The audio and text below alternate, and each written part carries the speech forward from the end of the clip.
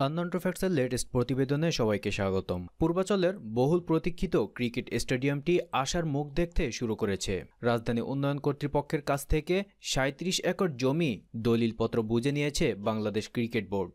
মোট ২,২৫০ কাঠা জমি, যার মূল্য প্রায় ১৪ কোটি টাকা, সেটা মাত্র ১০ লক্ষ টাকা প্রতীকী মূল্যে পেয়েছে ক্রিকেট বোর্ড বিসিবি।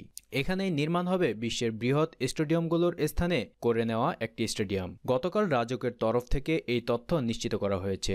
আগামী ২ বছরের মধ্যে পূর্বাঞ্চলে স্টেডিয়ামটি নির্মাণ করে ২০২১ সালের টি-20 বিশ্ব আসরের যৌথ আয়োজক হতে চায় বাংলাদেশ। ৮০০ কোটি টাকা ব্যয়ে বিশ্বের অত্যাধুনিক এ স্টেডিয়ামটি নির্মাণের মহাপরিকল্পনা নিয়েছে বিসিবি। পূর্বাঞ্চলে স্টেডিয়াম নির্মাণ হবে প্রধানমন্ত্রী শেখ হাসিনার নামে। এ নিয়ে বড় পরিকল্পনা ক্রিকেট বোর্ডের, কিন্তু জমি নিয়ে বেশ জটিলতা ছিল। কিন্তু প্রধানমন্ত্রী শেখ হাসিনার সহায়তায় বেশ দ্রুতই জমি পেয়েছে বিসিবি। বিসিবির থেকে আগেই জানানো হয়েছিল ওই ৩৭ একর জমিতে ৬০,০০০ থেকে ১ লাখ আসন রাখা হবে। এই স্টেডিয়াম হবে বিশ্বমানের, থাকবে অত্যাধুনিক academy, gym, swimming pool, indoor ও আউটডোর মাঠ।